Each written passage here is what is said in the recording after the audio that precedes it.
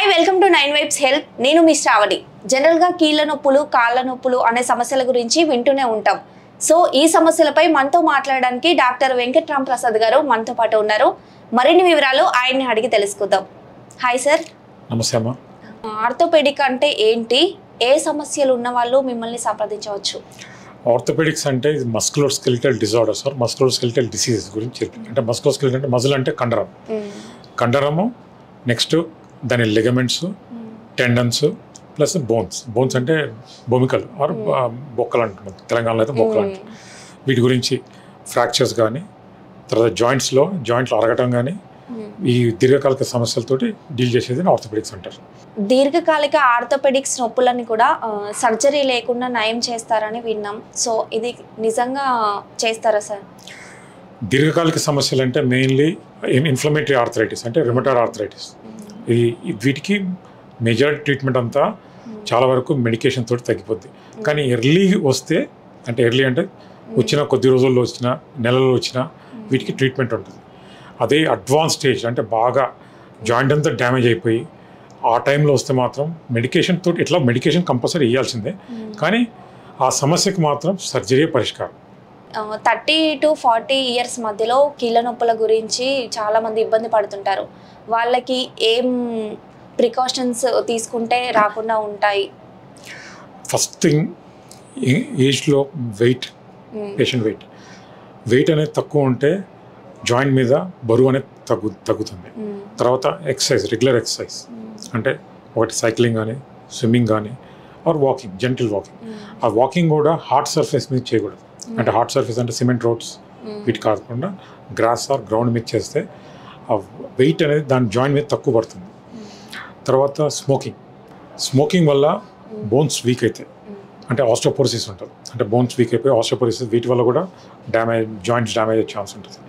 Number 2, diet, healthy diet. అంటే ఒకటి వచ్చి హెల్తీ ప్రోటీన్ ఫుడ్. తర్వాత కాల్షియం సప్లిమెంటేషన్. అంటే కాల్షియం వచ్చేసి మన వెజిటేబుల్స్, గ్రీనీ లీఫీ వెజిటేబుల్స్, తర్వాత రాగి, ఇవి తీసుకుంటే కాల్షియం రిచ్ ఫుడ్స్ తోటి బోన్ స్ట్రెంత్ ఉంటుంది, అరగటం కూడా తగ్గుతుంది. తర్వాత main exercise, health maintenance and weight balance. వీటి వల్లే దీర్ఘకాలికంగా జాయింట్స్ లాస్ట్ అవుతుంది. జాయింట్ పెయిన్ అనేది అసలు ఎందుకు వస్తుంది, ఎలా వస్తుంది?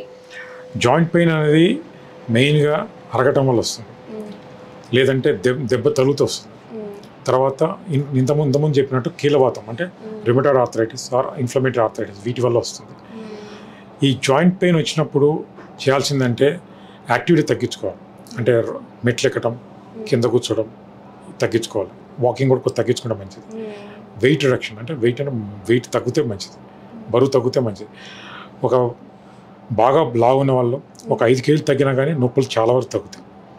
తర్వాత కొంతమందికి పుట్టుకతోనే కొద్దిగా కాళ్ళు వంకర ఉంటాయి. ఆ వంకర ఉన్న వాళ్ళకి కూడా మొక్కల నొప్పులు తొందరగా స్టార్ట్ అవుతాయి.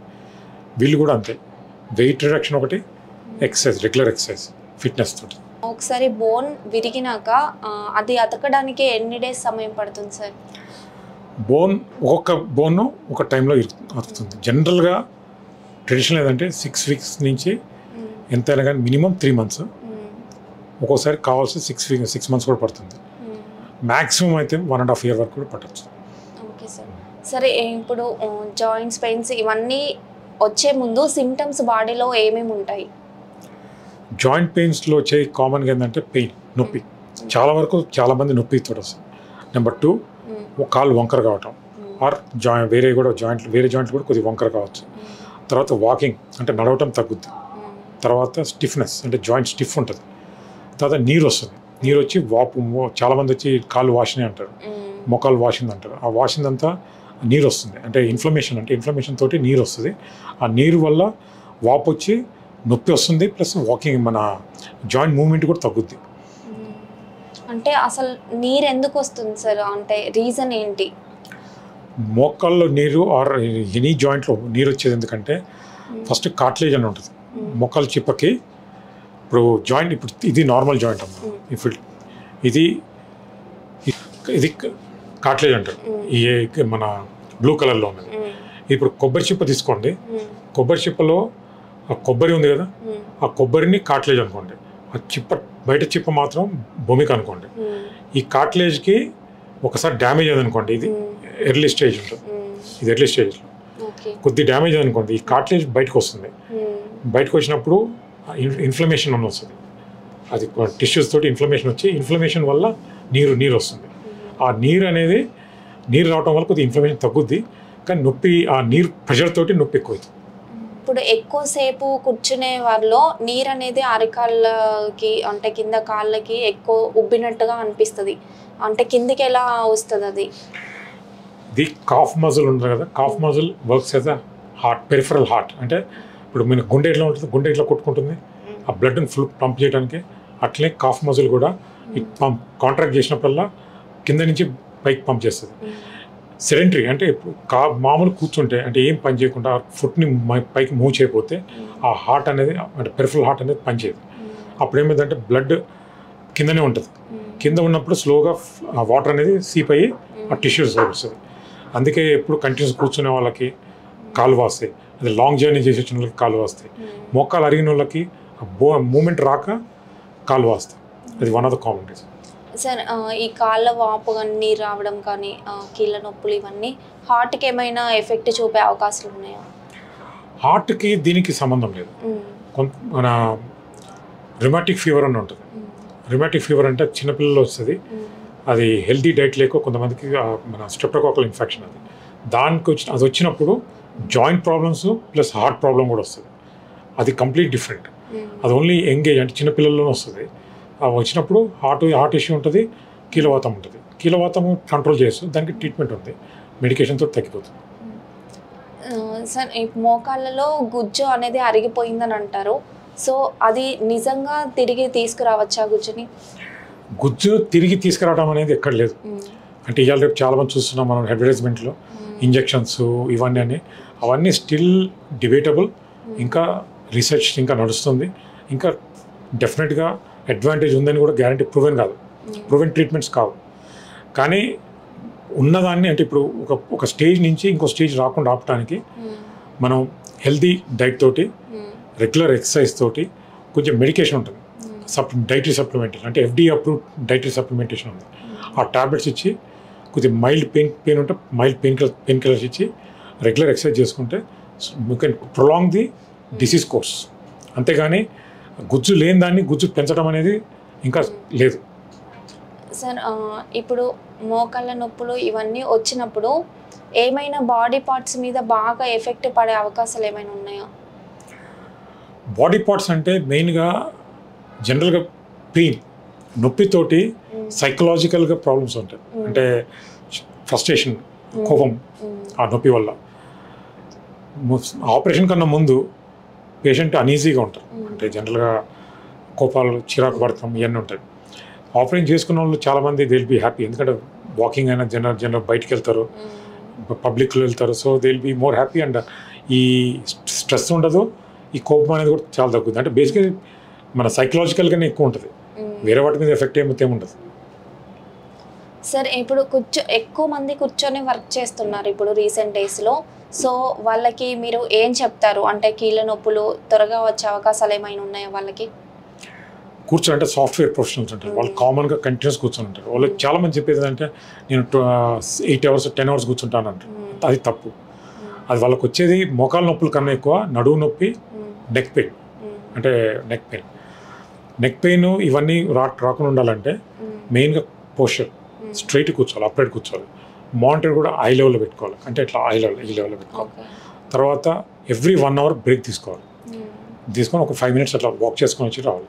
ప్లస్ నవ్ డేస్ ఏంటంటే స్టాండింగ్ డెస్క్ ఉన్నాయి కొన్ని కంపెనీస్లో, నిలబడి చేసే పని, అది కూడా మంచిది. Plus regular exercise, neck exercise, back exercise, అంటే ఫిజియోథెరపీకి వెళ్ళినా కానీ కొన్ని ఎక్సర్సైజ్లు ఉంటాయి, అవి నేర్చుకొని రెగ్యులర్గా చేసుకోవాలి. మెయిన్ పోస్చర్ ఒకటి, ఈ రెగ్యులర్ ఎక్సర్సైజ్ చేసుకుంటే చాలు. సార్ ఇప్పుడు ఆపరేషన్ చేయించుకున్న వాళ్ళు నడుస్తారు, ఓకే, బట్ వాళ్ళకి ఇంకా మళ్ళీ నొప్పులు రాకుండా కానీ ఏమైనా ప్రికాషన్స్ ఉన్నాయా? నొప్పులు రాకుండా అంటే మోకాల నొప్పులు అనేది ఉండదు. మోకాల ఆపరేషన్ చేసిన తర్వాత మోకాల నొప్పులు అనేది ఉండదు. వాళ్ళకి ఏంటంటే కొద్దిగా అనీజీనెస్ ఉంటుంది. అది ఎప్పటికీ, ఎందుకంటే అంతకుముందు సర్జరీ కన్నా ముందు అసలు వాళ్ళు నడవటం అనేది ఉండదు. సర్జరీ తర్వాత ఎక్కువ నడుస్తారు, చాలా కామన్. అది వచ్చి కొద్దిగా పెయిన్ వస్తుంది అంటారు. కానీ అంతకుముందు వాళ్ళు ఎంత నడిచారో ఇప్పుడు ఎంత నడుస్తున్నారో అది చూసుకోరు. ఇప్పుడు చాలా బాగా నడుస్తుంటారు. జనరల్గా నడిచినప్పుడు కొద్దిగా నొప్పి ఉంటుంది, అదో కొద్దిగా నొప్పి ఉంటుంది. దాన్ని కూడా వీళ్ళు జస్ట్ వాళ్ళు అరే నొప్పి వస్తుంది అనుకుంటారు. కానీ అలాంటి ఏమి ఉండదు. ఒక్కసారి సర్జరీ తర్వాత జనరల్లీ యాక్టివిటీ ఇంప్రూవ్ అవుతుంది, వాళ్ళ పెయిన్ అనేది తగ్గిపోద్ది, వాళ్ళ ఫంక్షన్ కూడా బాగుంటుంది. సార్ ఫుడ్ ఎఫెక్ట్ వల్ల ఏమైనా ఈ కీళ్ళ నొప్పులు కాళ్ళ నొప్పులు వచ్చే అవకాశాలు ఏమైనా ఉన్నాయా? ఈ ఫుడ్ తీసుకుంటే ఇవి వస్తాయి అని? ఫుడ్ తోటి జనరల్గా అయితే లింక్ అయితే లేదు ఫుడ్కి. కానీ ఫుడ్ వల్ల ఏంటంటే బోన్ గట్టిగా కావటం ఉంటుంది. ఇప్పుడు ఆస్టియోపోరోసిస్ అనేది ఒక కండిషన్ ఉంది, అది ఎస్పెషల్లీ మనం లేడీస్లో చూస్తాం. మన డైట్ ఇంపార్టెంట్. First milk. ఒక 40 years ఫీమేల్ 40 years తర్వాత బోన్ కాల్షియం అబ్జార్ప్షన్ చాలా తక్కువ ఉంటుంది. సో కాల్షియం డబుల్ సప్లిమెంటేషన్ ఎక్కువ ఉండాలి. అంటే కాల్షియం ట్యాబ్లెట్స్ తీసుకోవచ్చు, మిల్క్, పాలు, తర్వాత మన పెరుగు, కోడిగుడ్డు, గ్రీన్ లీఫీ వెజిటేబుల్స్, పాలకూర, టమాటోస్, ఇవన్నీ తీసుకుంటే కొంచెం బోన్ స్ట్రెంత్ ఉంటుంది. చీజ్, మన బటర్, వీటిలో కూడా కొంచెం కాల్షియం అనేది చాలా ఎక్కువ ఉంటుంది. బోన్ సూప్ కూడా బాగా ఎక్కువ కాల్షియం ఉంటుంది. సో ఎనీథింగ్ సప్లిమెంటేషన్ వచ్చేసి కాల్షియం సప్లిమెంటేషన్ ఎక్కువ ఉండాలి. దీనివల్ల బోన్ స్ట్రెంత్ ఎక్కువ ఉంటుంది, బోన్ కూడా వీక్ కాదు. సో ఇది నార్మల్ నీ. మీరు చూస్తే ఇది కార్ట్లేజ్, అంటే బ్లూ కలర్లో ఉందంతా కార్ట్లేజ్ అంటారు. ఇది బోన్, ఇది మెనిస్కస్ అని ఉంటారు. ఈ రెండు. ఇది తీసుకుంటే ఇది బ్లూ, ఇది కార్ట్లేజ్. ఇక ఎర్రగా ఉన్నదంతా కార్ట్లేజ్ పోయింది, డ్యామేజ్ అయిపోయింది. ఎర్రగా ఉంది కార్ట్లేజ్ డ్యామేజ్ అయిపోయింది. ఓకే. సో జనరల్గా ఈ బోన్ ఎక్స్పోజ్ కాకపోతే నొప్పి అనేది ఉండదు. బోన్ ఎక్స్పోజ్ అయితేనే నొప్పి ఉంటుంది. ఈ కార్ట్లేజ్ అనేది ఎసిల్లర్ అండ్ ఆల్సో ఏ న్యూరల్, అంటే నర్వ్ సప్లై, అంటే సెన్సేషన్ అనేది ఉండదు ఈ కార్ట్లేజ్కి. దీని బొక్కకే కార్ట్లేజ్ మన నర్వ్ సప్లై ఉంటుంది కాబట్టి ఒక్కసారి బోన్ ఎక్స్పోజ్ అయినప్పుడే నొప్పి అనేది తెలుస్తుంది. సార్ ఇప్పుడు ఇది డ్యామేజ్ అయినప్పుడు మళ్ళీ కార్ట్లేజ్ వచ్చే అవకాశాలు ఏమైనా ఉన్నాయా? ఇది ఎర్లీ స్టేజెస్. ఎర్లీ స్టేజెస్లో మెడికేషన్ తోటి జనరల్గా ఏమీ ప్రాబ్లం ఉండదు. కొద్దిగా ఎక్సర్సైజ్, అంటే ఈ మజిల్ స్ట్రెంథనింగ్ తర్వాత ట్యాబ్లెట్స్ తోటి చాలా వరకు నయమైపోద్ది. మినిమం ఈ స్టేజ్లో ఉన్న వాళ్ళకి 5 to 10 years no problem. Sir తర్వాత థర్డ్ స్టేజ్లో వచ్చేసరికి కార్ట్లేజ్ చూడండి ఇంకొంచెం డ్యామేజ్ అయిపోయింది. మొత్తం ఆల్మోస్ట్ ఇక్కడ ఈ బ్లూ అంతా వెళ్ళిపోయింది, ఈ రెడ్ అంతా ఎక్స్పోజ్ అయిపోతా ఉంది. తర్వాత ఈ టైంలో వచ్చినప్పుడు దీనికి కూడా అంతే, ట్యాబ్లెట్స్, పెయిన్ కిల్లర్స్, తర్వాత మన ఎక్సర్సైజ్ తోటి చాలా వరకు నయం అవుతుంది.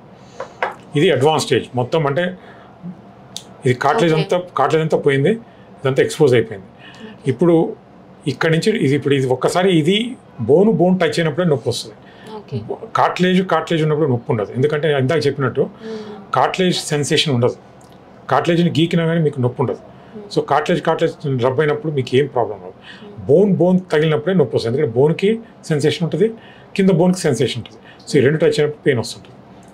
అందుకే మొక్కలు అరిగినప్పుడు వచ్చే నొప్పి అంటే బోన్ తగిలినప్పుడు. ఇప్పుడు కొబ్బరి చిప్పని తీసుకొని దాని లోపల వైట్ మెటీరియల్ వచ్చేసి కార్ట్లేజ్ అనుకుంటే, కొబ్బరి అది తీసేసిన తర్వాత ఆ చిప్ప ఉన్నది కదా, చిప్పది బోన్. సో కార్ట్లేజ్ పోయినప్పుడు చిప్ప ఎలా ఉంటుందో అట్లా బోన్ బయట కనిపిస్తుంది. అది సార్ అంటే బోన్ ఎలా తగులుతాయి? ఇప్పుడు కార్ట్లేజ్ ఇక్కడ పోయినప్పుడు అమ్మా నడిచినప్పుడు రెండు తగులుతాయి. సో రెండు గుద్దుకున్నప్పుడు పెయిన్ వస్తుంది. అదే కార్ట్లేజ్ ఉన్నప్పుడు అసలు పెయిన్ ఏమి ఉండదు, ప్లస్ ఫ్రిక్షన్ కూడా ఉండదు, స్మూత్నెస్ ఉంటుంది. కార్ట్లేజ్ లేనప్పుడు ఆ స్మూత్నెస్ కూడా పోద్ది, ఆ ఫ్రిక్షన్ కూడా ఎక్కువయ్యి అందుకే పట్టుకపోతుంటుంది, కాళ్ళ వాళ్ళకి పట్టుకపోతుంటుంది, ప్లస్ నొప్పి వస్తుంటుంది. ఒకసారి డ్యామేజ్ అయిన తర్వాత అది ఇంక్రీజ్ అవ్వడానికి రీజన్స్ ఏముంటాయి? అంటే తగ్గకుండా అది ఇంకా పెరుగుతూ ఉంటుంది అంటే ఎలా, దేనివల్ల అంటే వాళ్ళు regular activity, same activity continue చేసుకుంటూ వెయిట్ అనేది తగ్గకుండా, రెగ్యులర్ ఎక్సర్సైజ్ లేకుండా, మెడికేషన్ అనేది ఏం తీసుకోకపోతే అలానే కంటిన్యూ పోయి ఇంకా డ్యామేజ్ పెరుగుతూ ఉంటుంది. ఓకే. అది అంటే ఎర్లీ స్టేజ్లో డ్యామేజ్ అయిందని ఎలా తెలుస్తుంది మనకి? మెయిన్ చాలా మంది వచ్చేది నొప్పి ఉంటేనే వస్తారమ్మా. నొప్పి లేకపోతే చాలా ఎవరు రారు. ఆ నొప్పి వచ్చినప్పుడు వస్తే ఆ ట్రీట్మెంట్ ఇస్తాము, కొద్దిగా ఫిజియోథెరపీ చేపిస్తాము, అది చేస్తే చాలా వరకు నయం అయిపోద్ది. అదే మేనేజ్ చేసుకుంటూ వెళ్తే కొద్దిగా లాంగివిటీ ఎక్కువ ఉంటుంది. Okay sir, thank you so much. Thank you. So చూసారు కదా డాక్టర్ వెంకట్రామ్ ప్రసాద్ గారి ఇంటర్వ్యూ. మరిన్ని వివరాల కోసం చూస్తూనే ఉండండి 9 Vibes Health.